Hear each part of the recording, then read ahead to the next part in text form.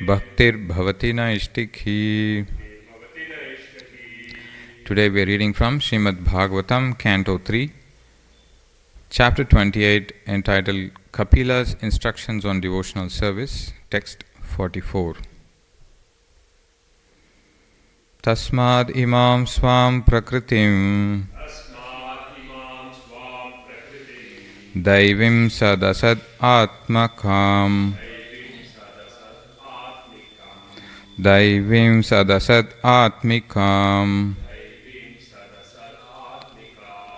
Durvibhavyam parabhavya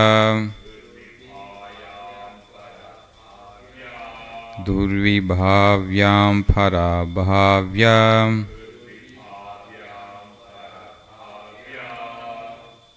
Swarupena avatishtate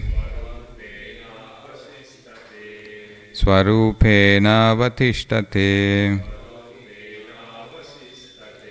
Tasmad imam swam prakritim Daivim sadasad atmikam Durvibhavyam parabhavya Swarupena avatishtate Tasmad imam swam prakritim Daivim sadasat atmikam Durvibhavyam parabhavya Swarupena avatishtate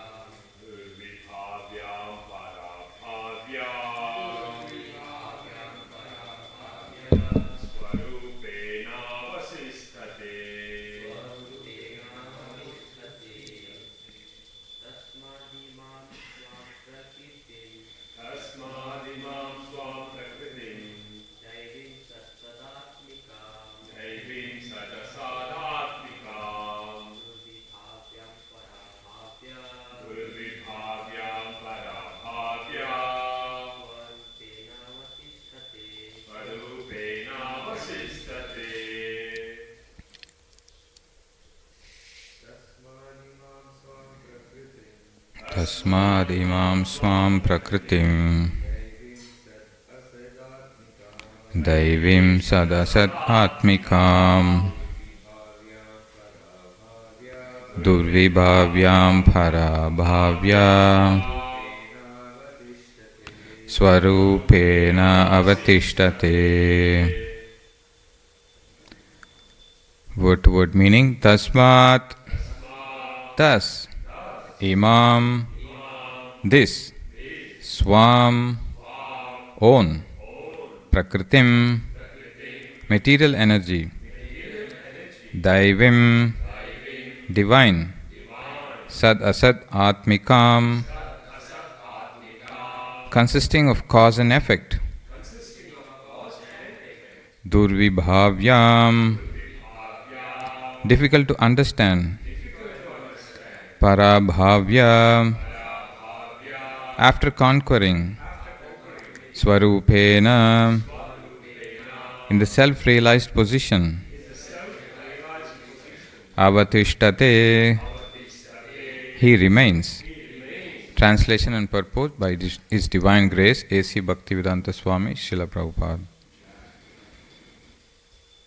Thus the yogi can be in the self-realized position after conquering the insurmountable spell of Maya, who presents herself as both the cause and effect of this material manifestation and is therefore very difficult to understand. Purport. It is stated in the Bhagavad Gita that the spell of Maya, which covers the knowledge of the living entity, is insurmountable. However, one who surrenders unto Krishna, the Supreme Personality of Godhead, can conquer this seemingly insurmountable spell of Maya. Here also it is stated that the Daivi Prakriti or the external energy of the Supreme Lord is Durvi Bhavya, very difficult to understand and very difficult to conquer. One must, however, conquer this insurmountable spell of Maya, and this is possible by the grace of the Lord when God reveals Himself to the surrendered soul. It is also stated here, Swarupena Avatishtate. Swarupa means that one has to know that he is not the Supreme Soul, but rather part and parcel of the Supreme Soul. That is self-realization. To think falsely that one is the Supreme Soul and that one is all-pervading is not Swarupa. This is not realization of his actual position.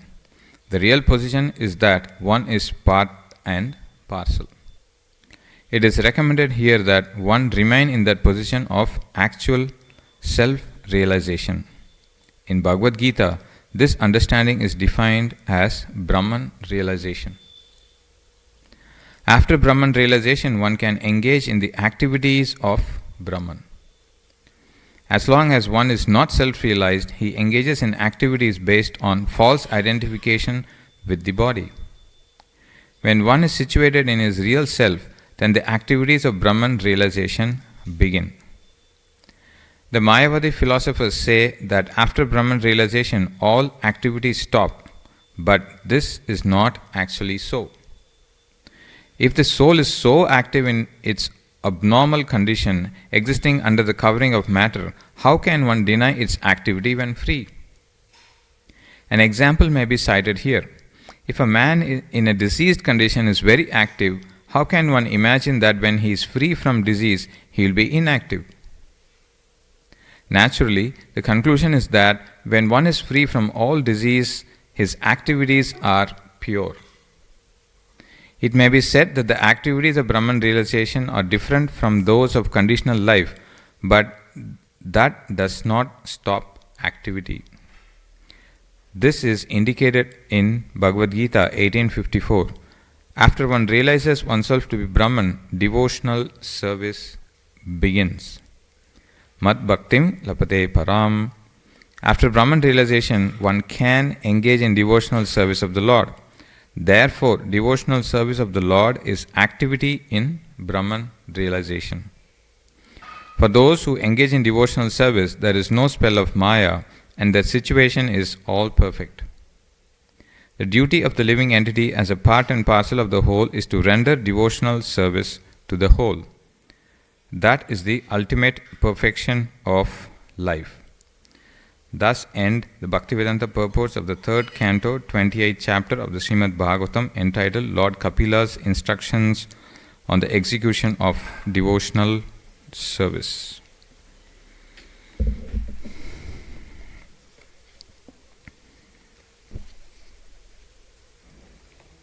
Om Ajnanatimirandasya Jnananjana Shalakaya Chakshurunmilitam Yena Tasmai Shri Gurave Namaha Sri Chaitanya Manobishtam Stapitam Yena Bhutale Swayam Rupa Kadamayyam Dadati Swapadantikam Vandeham Shri Guru Shri Uta Padakamalam Shri Gurun Vaishnavamscha Sri Rupam Sagrajatam Sahagana Raghunathanvitam Tam Sajivam Sadvaitam Savadutam Parijana Sahitam Krishna Chaitanya Devam Sri Radha Krishna Padan Sahagana Lalita Shri Vishakhanvitamscha He Krishna Karuna Sindhu Dhinabandho Jagatpate Gopesha Gopika Kanta Radha Kanta Namostude Tapta Kanchana Gaurangi Radhe Vrindavaneshwari Vrishabhanu Sute Devi Pranamami Haripriye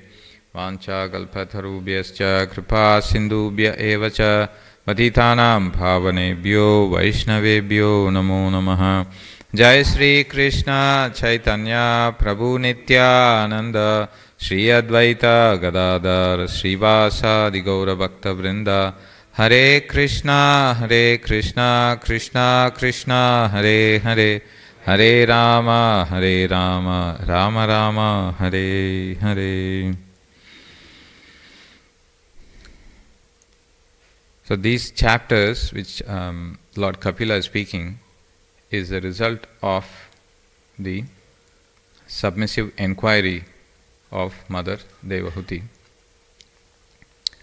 Mother Devahuti, after understanding her precarious position of how she is caught up in this material existence, she glorified Lord Kapila as the axe by which she can cut the knot of material existence, and she glorified him as the one who can give her the vision by which she can see things in proper perspective. So when she wanted to come out of the illusion of Aham Mameti, she inquired in 325 in that chapter, the set of verses where she, after admitting her precarious position, goes on to inquire, this is my actual position and I want to get liberated. What's the process that I need to follow? So she said, this is my current position and my relationship with the illusory energy is so entangling.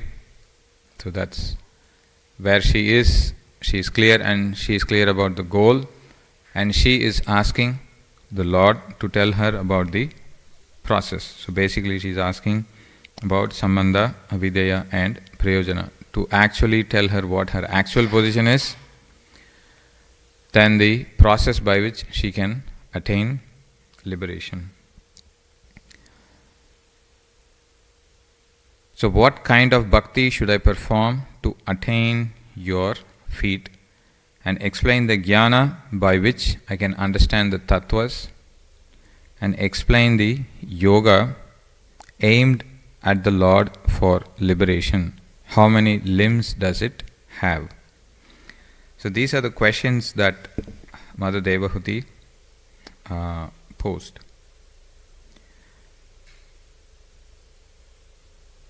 Lord, being pleased with her humble inquiry, he briefly explained that the way to get out of this material existence is a process of Adhyatmic Yoga. And this Adhyatmic Yoga has got 3 limbs. One is the primary limb, which is the Bhakti, the Jnana by which you understand the functioning of the material elements, that's the Sankhya, and the Yoga part is the Ashtanga Yoga. And that is this particular chapter which talked about the different limbs of Ashtanga Yoga, as you're all aware. Can someone recollect one limb per person? How does it start?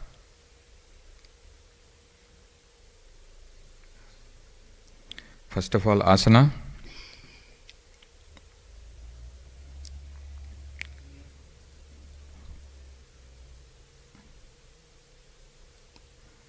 Okay, we're getting here and there bits and pieces. How do we start?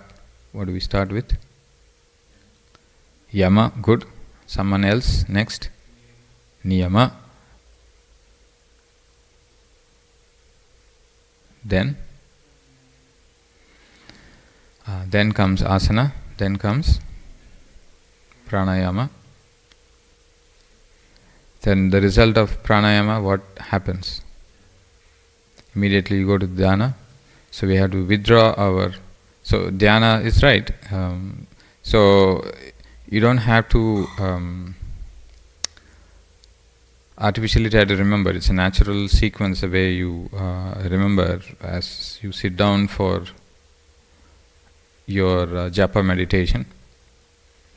So you take shower, you put on clothes, tilak, you decorate yourself, then you chant mantras when you're putting tilak. So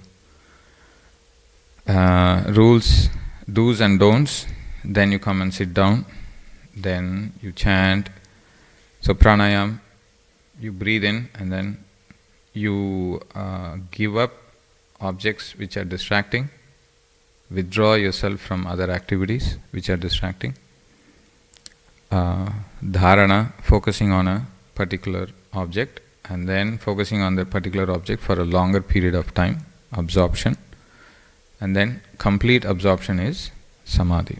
So yama, niyama, asana, pranayama, pratyahara, dharana, dhyana and samadhi. So the Lord listed the limbs, then He went on to give this beautiful description of the general meditation of the yogi. As we saw earlier, we get a general picture of the daily darshan, of the entire altar. Then we can see some features of the Lord, His face, eyes and all of that. But then dhyana is meditating on the individual limbs of the Lord. How we zoomed into each limb of the Lord, starting from the feet to the thighs, to the waist, navel, chest, and then His hands, neck, then His face, and within the face, the smile, His eyes. So the limb by limb meditation was also elaborately described. And this is where, as Bhakti Yogis, we can, Prabhupada gave very instructing purports on how a Bhakti Yogi should meditate on different limbs of the Lord, starting from his feet. Now this is the process. Then the result of that is the yogi gets liberated. He is detached from everything material and he is achieving samadhi. So he is achieving the goal. Now what is his state of mind after he has achieved samadhi? That is the last set of verses, and today's verse is the culminating verse, where the yogi is able to see himself separate from his body. So several analogies were given to illustrate this particular point of how you are separate from the body. By body we mean gross and subtle. You separate from both the gross body and the subtle body. So we saw the example of how relatives and wealth, though they belong to us, but they are separate from us. Then the distinction between the soul and the super soul, that is also being brought out. The blazing fire is different from the flames, from the sparks and from the smoke, although all are intimately connected because they are born from the same blazing wood. So this is an example given to distinguish the soul and the super soul. And Prabhupada elaborates on that particular point in today's purport also. Now with this vision, how does he see others? So seeing yourself, seeing the material manifestation, seeing the Lord, and seeing them in connection. So you are seeing the same soul. Other living entities are also living beings, and other living beings are also accompanied by super soul.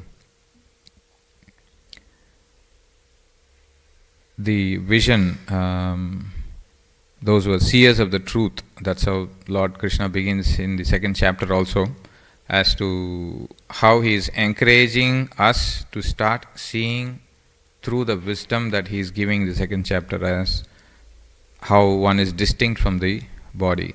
Then the vision extends, as we discussed earlier. That knowledge of the soul is the confidential part.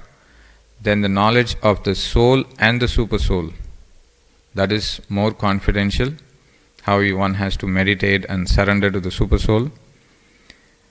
And in every purport, Prabhupada will also emphasize on surrender to the Bhagavan aspect of the Lord, which is the most confidential. So in today's purport, Prabhupada focuses on the insurmountable nature of material energy. And as you all know, the famous verse, Daivihi esha gunamayi mama maya duratyaya mamevaye prapadyante maya metam tarantite. So in the 7th chapter, when describing the different energies, the Lord describes earth, water, fire, air, ether. All of these are my separated material energies. Then the living entity is superior to these 5 elements. The same thing which was told in the 2nd chapter as to how the soul is distinct from these elements.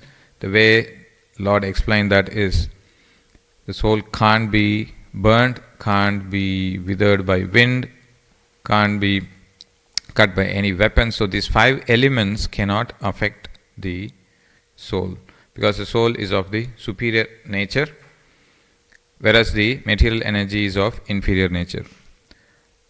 Now, when the living entity wants to enjoy, so this Daivihi Esha Gunamayi Mama Maya Duratyaya, when does that happen? When it becomes insurmountable is when the living entity wants to enjoy material nature. So that's when the illusory energy traps. So those living entities who don't try to enjoy material nature, they are not put under the clutches of Maya. So that's an interesting point that I noted when going through this section, is if the living entity doesn't want to enjoy sense gratification, then he is not put under the spell of illusion. And when explaining the elements, the Lord also says that the potency that you're looking for in those elements, that's also me. I am the taste of water. I am the fragrance of earth. So these elements in themselves we have discussed in detail before when discussing the Sankhya part. The earth has got the maximum, it has got, what does it have? What does earth have? In terms of, taste, what else?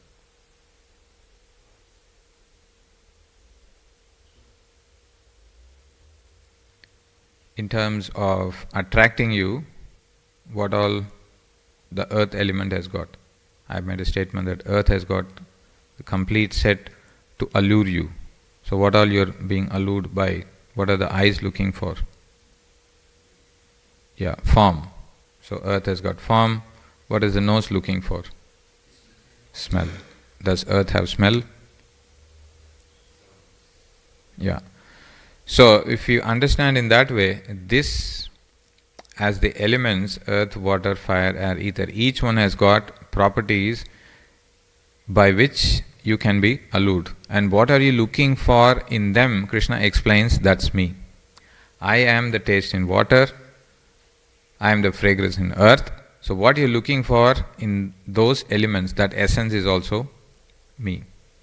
So this is how in the 7th chapter he starts to explain, and he also tells in the 7th chapter itself that I am distinct from the matter, from the living beings, and even though I am in those elements, but I am still separate from them. So here itself Krishna reveals his Swarupa. But if you are present everywhere, and why can't people understand you? Because of the veil of Maya. So that's how, if you see the set of verses in chapter 7, Krishna starts to explain, and he makes this point about how those who are deluded by the 3 modes. Because he says, know that all states of being, be they goodness, passion, ignorance, are manifested by my energy. I am in one sense everything. After listing all of this, he says, I am in one sense everything, but I am independent. I am not under the modes of nature, for they, on contrary, are within me. Deluded by the 3 modes, goodness, passion, and ignorance, the whole world does not know me, who am above the modes and inexhaustible. So he clearly establishes Even though it's inside, he is not under the modes. And this divine energy of mind, consisting of the three modes of material nature, is difficult to overcome. So that's the current position of the living entity. So one should know where we are, how much entangled we are. Then what is the way out? The way out is to surrender. But those who have surrendered unto me can easily cross beyond it. So this Maya, what is it made of and how is it qualified as? This divine energy of mind, transcendental. And what is it made of? Gunamayi Maya, consisting of the three modes of material nature. So if you want to break it down, what is Maya made up of? Is made up of the three modes and through which you are illusion, and she covers your knowledge by which you forget you are the actual servant of the Lord, and then she gives you a false identification. So knowledge covering potency and this throwing potency, so that you have come here in this material world to enjoy, but if you still have the identity that I am this servant of the Lord, you may not be. So that is covered first, then you are given a false identity by which you try to enjoy. Because this energy is coming from the Lord, that's why the Lord says this divine energy of mine. Now the living entities are also divine, the Lord is divine, the material, the illusory energy is also divine. When the living entity forgets his actual position and tries to enjoy, that's when those living entities alone are covered by illusion. Now Prabhupada writes in that 7.14 verse about the connection. Inferior material nature is defined herein as divine nature due to its divine connection and movement by the divine will. So this illusory energy acts under the will of the Lord. So if you want to come out of the spell, then you follow the process given by the Lord, which is surrendering to Him, and then gradually come out. So further explanation of the modes and what the yogi can use these modes for is when you think about controlling the senses, when we listed the steps, yama, niyama, asana, what are you trying to do is you are gradually separating yourself, moving away from all of those distractions.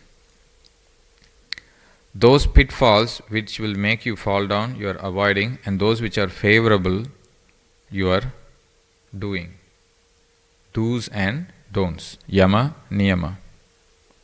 Okay? So sense and mind control, all of this. So you're trying to move away from two modes, which is passion and ignorance. You're trying to come to the mode of goodness. Excessive happiness, desires, jubilation, this indicate the mode of passion. Moroseness, lamentation, all of this is in the mode of ignorance. Being in the present moment, trying to control your mind and senses, then focus on the Lord. That is, slowly you're coming to the mode of goodness. So mode of goodness is like the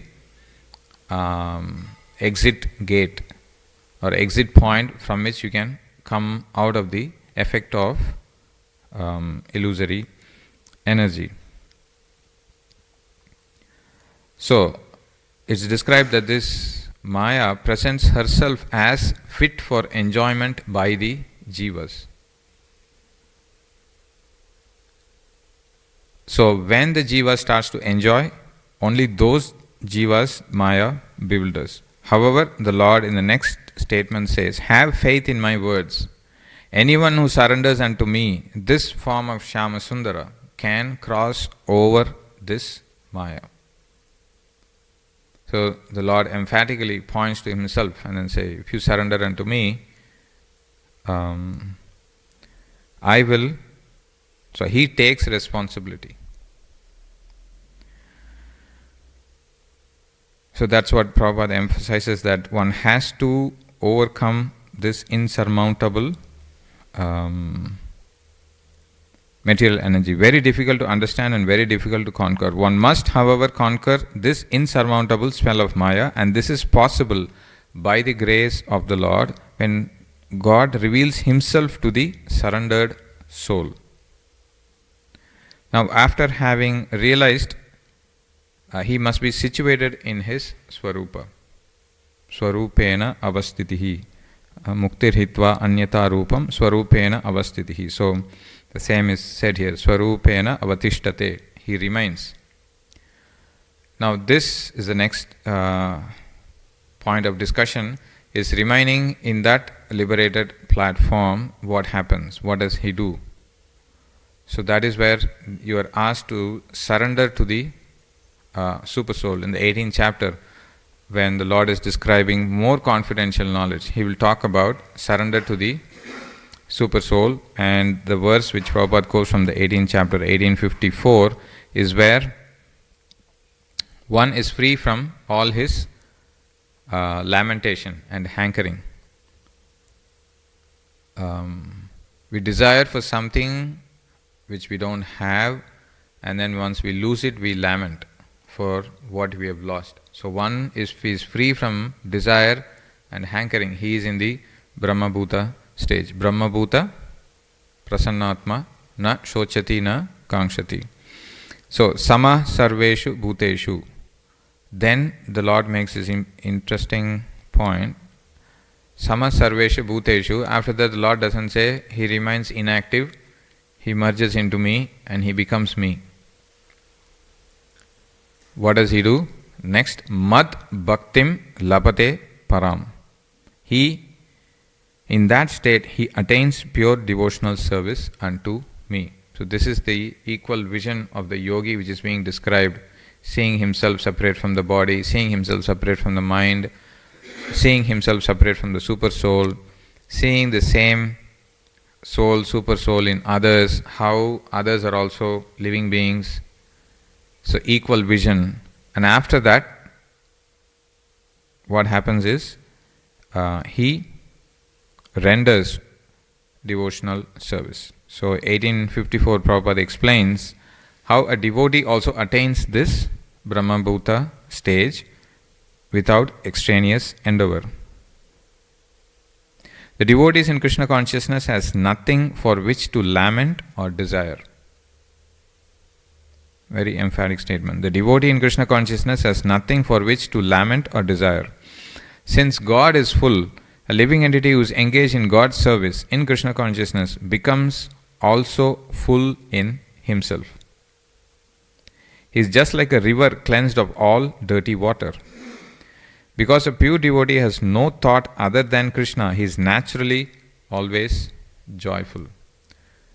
So logically Prabhupada is establishing God is full, he is Atmaram, he has got no hankering, lamenting, and when one devotee is engaged fully in his devotional service, he also doesn't have hankering and lamenting.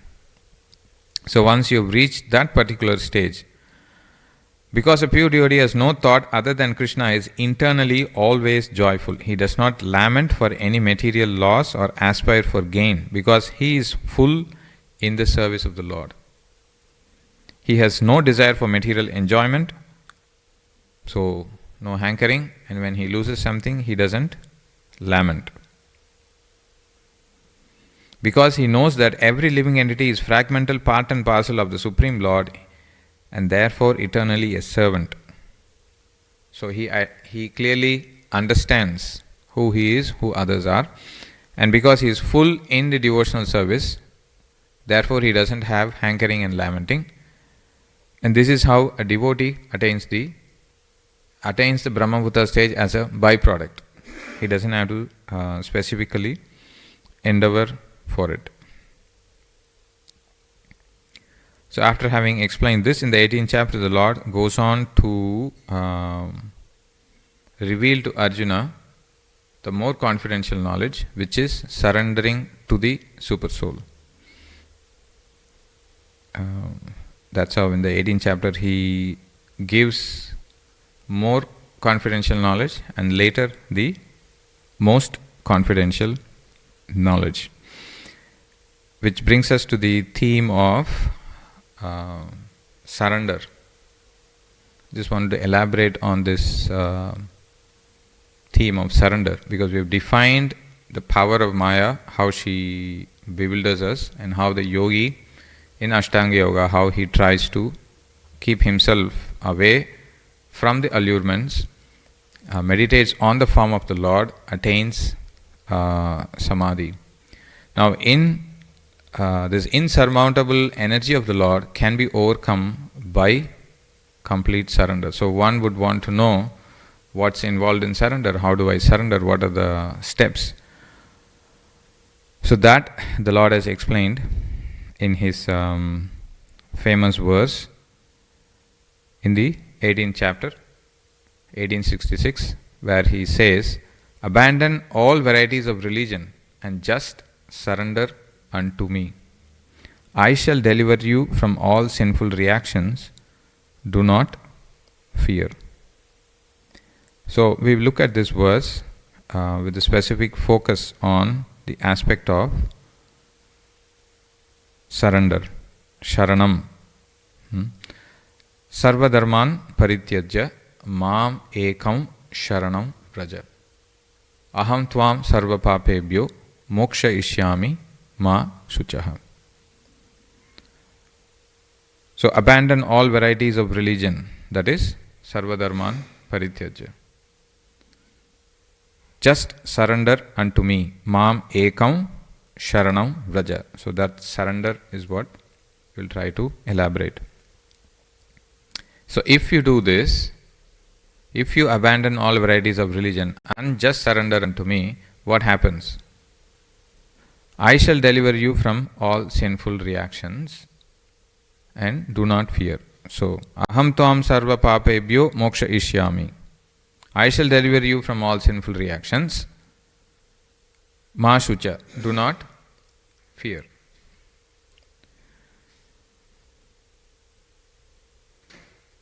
So, what are the different kinds of religion that the Lord is asking us to abandon? Because He comes to establish religion. Dharma samsthapanarthaya sambhavami yuge yuge. But here is saying sarva dharman parityajya. So then how do we understand that? Is he is asking us to understand, to give up those dharmas which are not supporting the full surrender to him. Abandon those dharmas which are not supporting his full surrender and take up the paradharma, which is the spiritual, pure devotional service.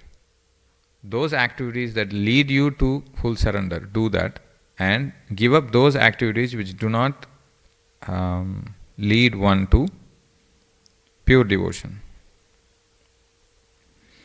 So that explains the first line, Mam ekam sharanam. So this word ekam, Mam is referring to Krishna, so ekam is in between, and then there is sharanam. So this ekam can be applied to Krishna, meaning surrender only to Krishna. And the Lord, Srila Prabhupada, in this section will elaborate on surrender to the two-handed form of the Lord, who is standing in front of Arjuna.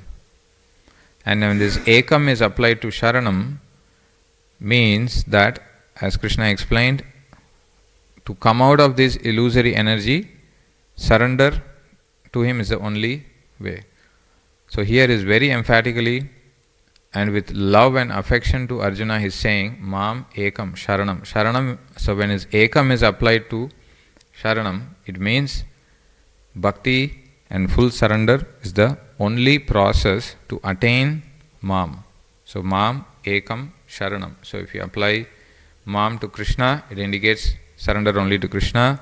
And if this ekam is applied to sharanam, it means sharanam is the surrender is the only path to attain your goal of Krishna. So mam ekam sharanam, there itself we can understand the goal and the process.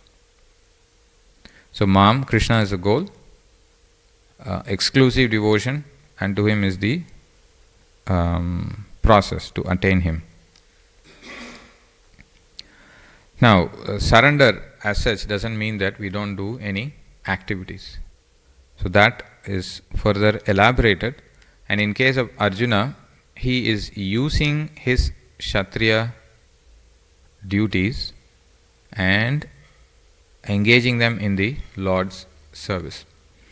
When lecturing on this particular verse, Chaitanya Charan Prabhu mentions that Arjuna is not a Kshatriya who is using bhakti, but rather he is a bhakti yogi who is using his Kshatriya dharma to serve Lord Krishna.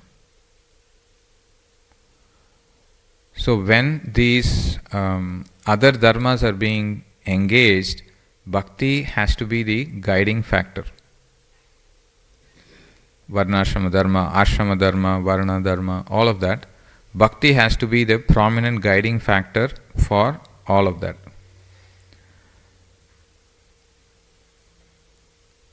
So Arjuna is not a Kshatriya who is doing bhakti, but he is a bhakti yogi who is using his Kshatriya dharma to serve Lord Krishna. So one has to get this priority clear. Now the 6 limbs of surrender, Prabhupada explains that in the purport. You can actually correlate with the yama, niyama and all of that, but this is very specific to bhakti. Anukulyasya sankalpa, pratikulyasya varjanam. Of the 6 limbs, the first 2 are related to actions.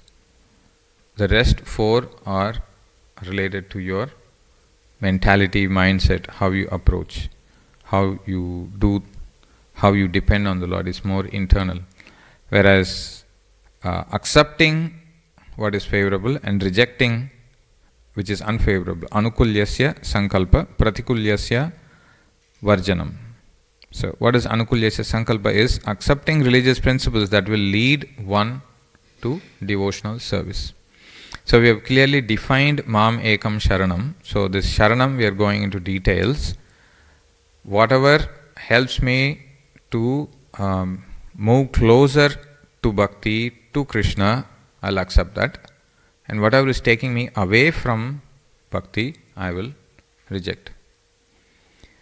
So this may seem black and white, but certain emotions and certain divine qualities also, like non-violence, compassion, they are like grey area. So this is a dilemma which Arjuna felt into in the first chapter, because he will say, I am showing compassion, I am being non-violent.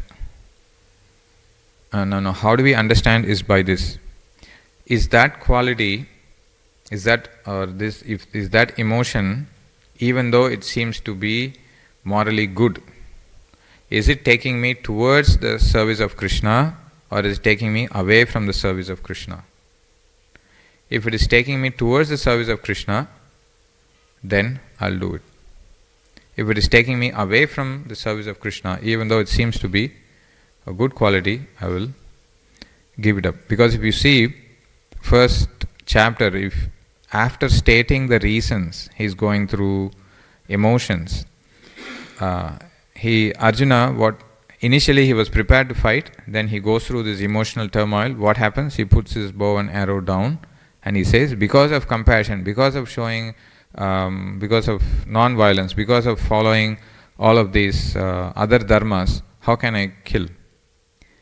And then he puts his bow and arrow down. So these emotions are not taking him towards the Lord, but it is taking him away from the Lord. Even though they may seem to be socially morally acceptable. Being compassionate, being non-violent. Everyone wants to be like that.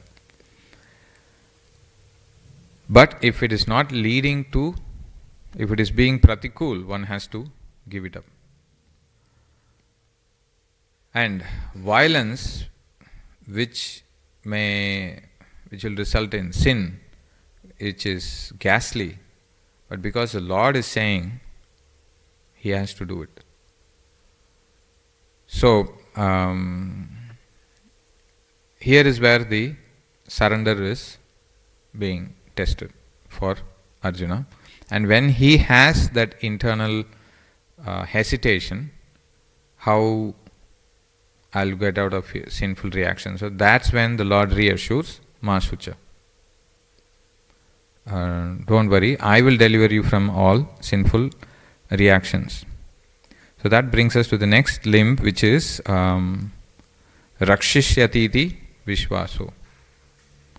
One should be confident that in all circumstances, Krishna will protect him from all difficulties. Rakshishyatiti Vishvaso. So we saw Anukulyasya Sankalpa, Pratikulyasya Varjanam.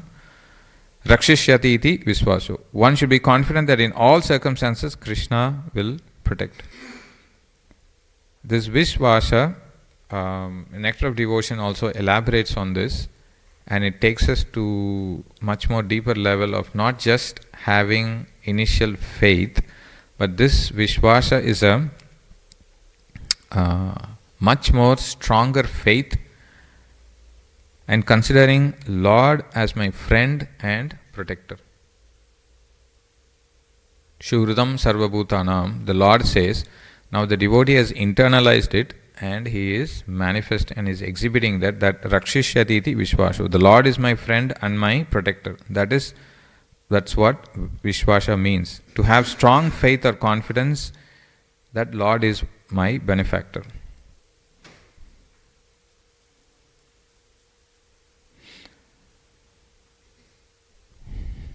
I will depend on him for my maintenance and protection. So that is that leads to the next thing. Goptruptve Varanam Tata. So consider Lord Krishna as the only basis for progress in life, and he is my only maintainer.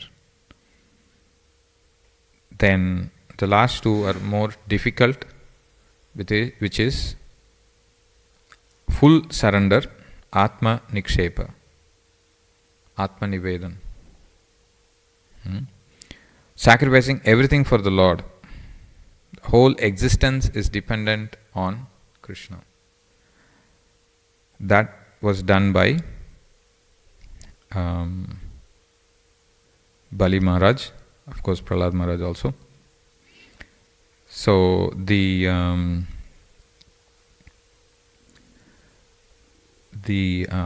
prayer which Bali Maharaj offered when glorifying Vamanadev, I thought I will read that. 8:23:2. Bali Maharaj said, so this is after the Lord has taken away everything from him, and he has said that you put the last, your feet on my head, so that I will fulfill my promise. So his Guru has abandoned him, his wife has abandoned him, his fellow demons, in front of all of them he is being humiliated. He is showing humility in the midst of humiliation. And then he is saying, and he is appreciating the Lord's actions. Because when the Lord initially came into the sacrificial arena in that beautiful form, Bali Maharaj had a natural urge to offer obeisances unto him. But because he is surrounded by his Guru and the demons, he did not offer obeisances, but in his mind he offered obeisances to the Lord. That effect, Prabhupada expands on that in this particular purport. I'll read the translation. Bali Maharaj said, what a wonderful effect there is in even attempting to offer respectful obeisances unto you. I merely endeavored to offer you obeisances, but nonetheless the attempt was as successful as those of pure devotees.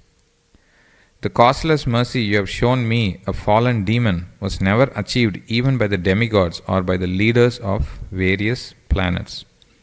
The word used, which I wanted to zoom into, is this prapanna.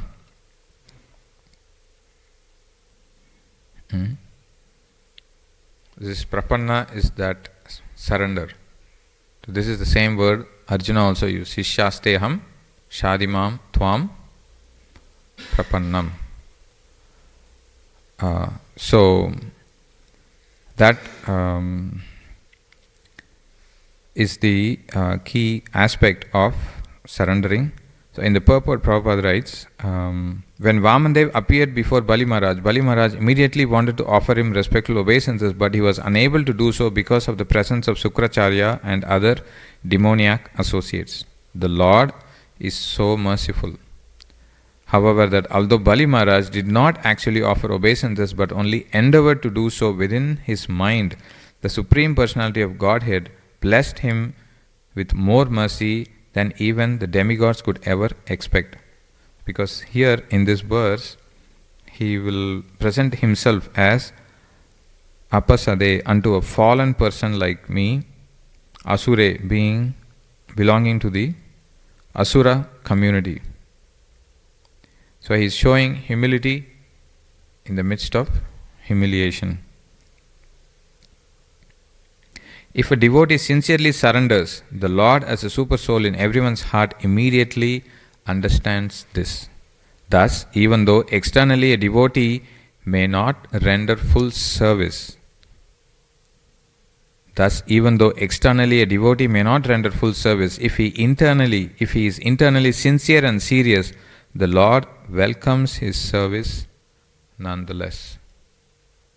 Thus, the Lord is known as Bhavagrahi Janardana because he takes the essence of one's devotional mentality. It is the same devotion in a very helpless position. Gajendra also called out, and in his prayers also he uses this word prapanna. Namo namastubhyam asahya vega shaktitrayaya khiladi gunaya prapanna phalaya duranta shaktaye katindriyanam anavapya vartmane. Namo namastubhyam asahya vega shaktitrayaya khilati gunaya prapanna phalaya, unto the Supreme Lord who gives shelter to the surrendered. Duranta Shaktya, who possesses energies very difficult to overcome, like the Maya we are discussing today. My Lord, you are the controller of formidable strength in three kinds of energy. You appear as the reservoir of all sense pleasure and the protector of the surrendered souls. You possess unlimited energy, but you are unapproachable by those who are unable to control their senses. I offer my respectful obeisances unto you again and again. So here we see all of that yama niyama, controlling the senses, is to attain the favor of the Lord so that he reveals himself and he helps us to overcome this insurmountable illusory energy of him. So thus we covered Atma Nikshepa and Karpanya, which is, Karpanya as one should think himself always helpless, think himself humble, meek and lowly. Without Krishna, I am helpless, I am worthless. I can't do anything without his favor. So thus we saw the insurmountable energy of the Lord, how powerful it is, and the process to overcome. So I'll conclude here and see if there are any questions, comments, corrections.